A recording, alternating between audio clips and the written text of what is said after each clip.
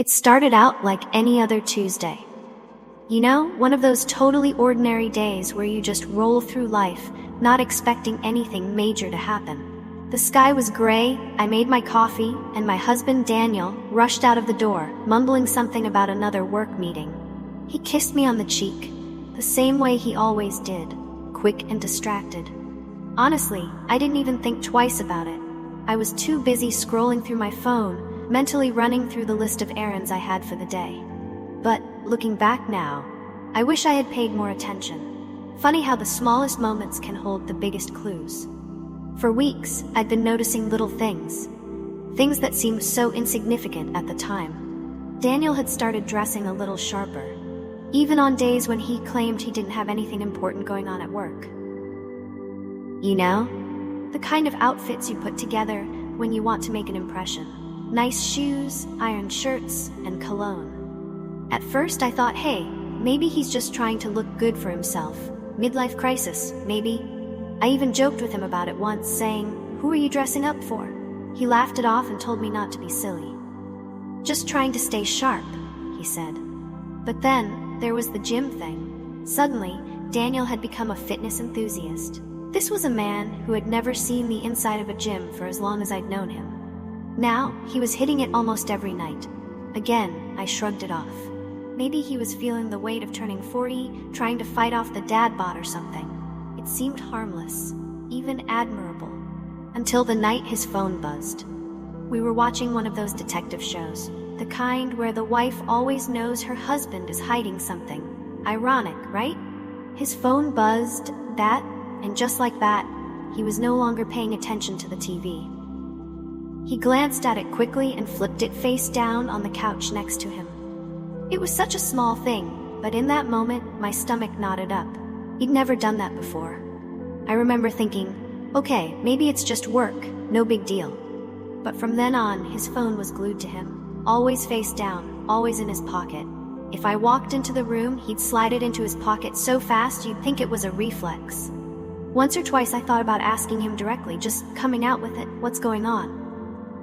But I didn't. I didn't want to be that wife, you know, the one who's paranoid for no reason. So I let it go, or at least I tried. A few weeks later, the late nights started. Daniel always had a good excuse, meetings that ran late, last-minute projects, or after-work drinks with his colleagues. At first it made sense. He had a high-pressure job, and late nights weren't uncommon, but it was becoming frequent, too frequent. And every time he came home, there was this faint smell lingering on him. Something sweet and floral. Now, I'm not the jealous type, I'm really not. But that perfume? It wasn't mine, and it didn't belong in our home. One night I asked him, as casually as I could, "So who's wearing the perfume at your office? Smells nice." He didn't miss a beat. "Oh, probably someone from HR. You know how those office girls douse themselves in it." His answer was so smooth, I almost believed him. Almost. But there was this tiny flicker of hesitation in his voice, and I caught it. It was barely there, but it was enough to make me wonder. I smiled, nodded, and dropped the subject. But that was the moment something shifted in me. That gut feeling, it was growing stronger by the day. I tried to brush it off again. Maybe I was being paranoid, imagining things that weren't there, but then it happened again, and again. Late nights, phone turned over, that same perfume. And now, when he kissed me goodbye in the mornings, it felt different. Like he was distant, distracted, almost like he was somewhere else. The breaking point came on a Friday night. Daniel told me he had to go on a business trip for the weekend. Some out-of-town meetings with clients. This wasn't unusual. His job required travel from time to time, and I never questioned it before. But this time, my gut wouldn't let it go. Something was off. My head was screaming at me to do something, to figure out what was really going on. I didn't want to be the type to snoop, but at that point, I couldn't stand the not knowing. So, that night after he went to bed, I made my move. My heart was pounding as I picked up his phone from the nightstand. He hadn't changed the password. That alone should have been comforting, right? But when I opened his messages, my world shifted. There, right at the top, was a text from someone named Sophie. It read, "Can't wait to see you this weekend. Miss you." I stared at it for what felt like an eternity. My brain couldn't quite process what I was seeing. Miss you. Who was Sophie? And how could Daniel, my husband, the man I trusted, be meeting her? I could have confronted him right then, woken him up and demanded an explanation. But I didn't, I couldn't. Instead, I decided to gather more information. If he was lying to me, I needed more than just a text. I needed to catch him in the act. So I waited. The next morning, Daniel left for his business trip, kissing me goodbye like it was any other day. I smiled, played the part of the unsuspecting wife, and told him to have a great time. As soon as he was gone, I called my best friend Jenna. She's always been my ride or die, and I knew I couldn't go through this alone. We came up with a plan. I was going to follow him. That's right. I became the wife who follows her husband. Jenna and I waited outside his office building later that afternoon, parked down the street in her car.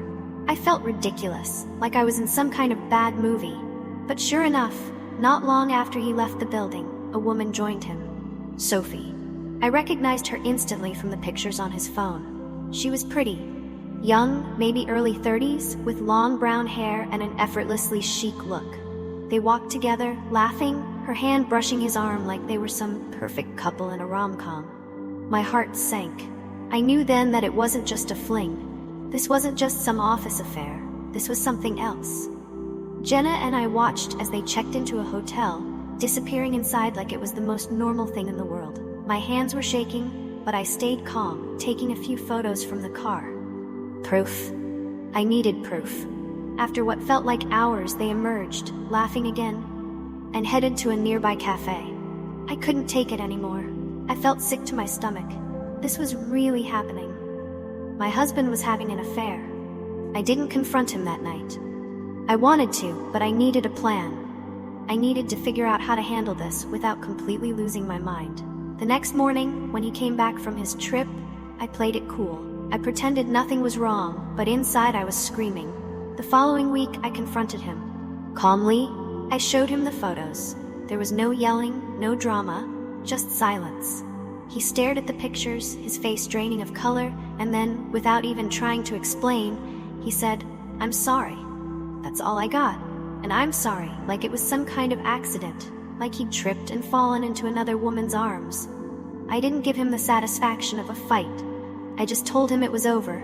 We were done. The next few days after confronting Daniel were tense. He tried to talk to me, of course, but I wasn't in the mood to listen. The silence between us at home was louder than any argument we could have had. I could see the guilt in his eyes every time he looked at me, but I didn't care. Not anymore. He had already shown me who he truly was, and that couldn't be undone. But here's the thing. I wasn't sure what to do next. My head was swimming with questions. Should I throw him out? Should I leave? What about everything we built together? The house, the shared friends, the life we had. It wasn't just about the affair. It was about everything else that came with it. The lies, the betrayal, the reality that the man I thought I knew wasn't real anymore. So instead of making any rash decisions, I decided to bide my time. I needed space to think, to figure out my next move without being consumed by anger or hurt.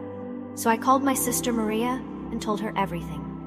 Maria's the type who doesn't mince words, and she wasn't shy about her opinion. "Kick him to the curb," she said, not missing a beat. "He cheated. He doesn't deserve a second chance. End of story." But life isn't that simple, is it? You don't just end a marriage with a snap of your fingers, no matter how much someone hurts you. There are layers, years of history, love, and memories. I wasn't ready to throw it all away just yet. Not until I understood everything, not until I had all the answers. So I did what any and slightly crazy person would do. I started digging. The next day, while Daniel was at work, I went through his things. His desk drawers, his briefcase, his emails. Anything I could get my hands on. I felt like a detective in one of those crime shows, except this time the criminal was my husband.